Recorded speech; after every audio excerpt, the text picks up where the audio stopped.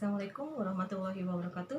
Baik, ketemu lagi di pelajaran Ibu. Sekarang Ibu hanya mau menambahkan pelajaran kita masih statistika, tetapi ada beberapa hal yang perlu kalian ketahui bahwa di statistika, selain kalian bisa mencari ukuran pemusatan data, juga ukuran penyebaran data, serta kalian harus bisa membaca diagram dan grafik. Ya, sekarang kita akan belajar tentang diagram, histogram, kemudian juga poligon dan ogive. Tapi yang akan Ibu contohkan adalah hanya yang histogram.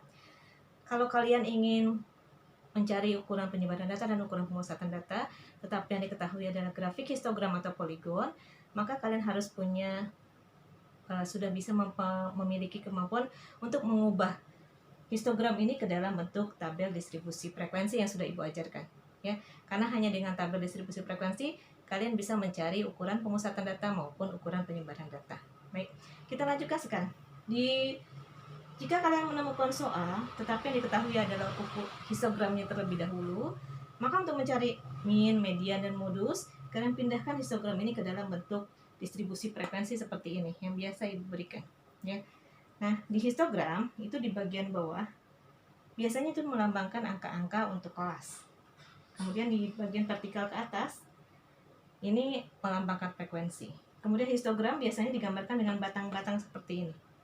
Nah, kalau poligon nanti digambarkan dengan titik-titik, kemudian dihubungkan dengan garis-garis, itu namanya poligon. Ya. Nah, sekarang cara membaca histogram. Kalau kalian menemukan di histogram itu angka pertamanya adalah 40,5, maka ini nanti akan kamu rubah menjadi batas bawah di sini. Maka tinggal kamu jumlahkan 40,5 tambahkan dengan 0,5.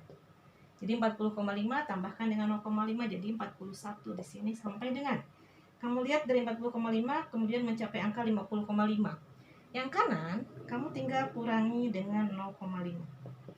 Jadi yang kiri tambah 0,5, yang kanan dikurangi 0,5. Berarti sampai 50,5 dikurangi 0,5 berarti jadi 50. Dari 50 kemudian ke 60,5. Maka 50,5-nya kamu tambahkan dengan 0,5 berarti jadi 51 di kelas keduanya. Kemudian sampai 60,5, maka 60,5-nya kamu kurangi dengan 0,5 jadi 60. Itu adalah kelas kedua. Nah, sekarang kelas 3-nya gimana? Kelas ketiganya lihat, ini 60,5 sampai 70,5. Yang kiri Ibu ingatkan tambahkan dengan 0,5, yang kanan kurangi dengan 0,5. Jadi 60,5 tambah 0,5 jadi 61 sampai 70,5 kurangi 0,5 jadi 70. Selanjutnya 70,5 sampai 80,5 berarti 70,5 tambah 0,5 jadi 71. Kemudian 80,5-nya kurangi 0,5 jadi 80. Gitu caranya. Bisa? Lanjutkan sekarang ya. Kita masuk ke kelas selanjutnya 80,5 sampai 90,5.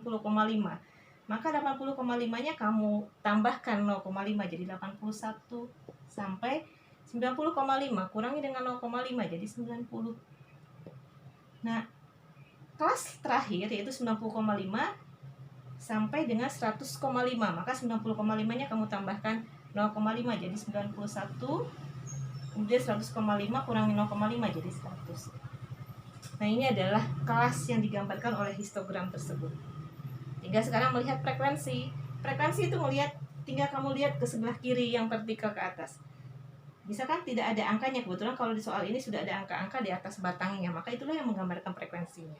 Tapi kalau tidak ada gimana, Bu? Nah, kalau tidak ada, berarti kamu tinggal melihat. Misalkan dia hanya ada batang begini saja, kemudian antara 0 sampai 2 tengah-tengahnya berarti itu adalah 1, tuliskan 1.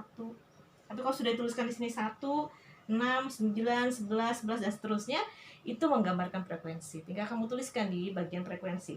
Berarti kelas keduanya 6, kelas ketiganya 9, kelas keempatnya ini 11.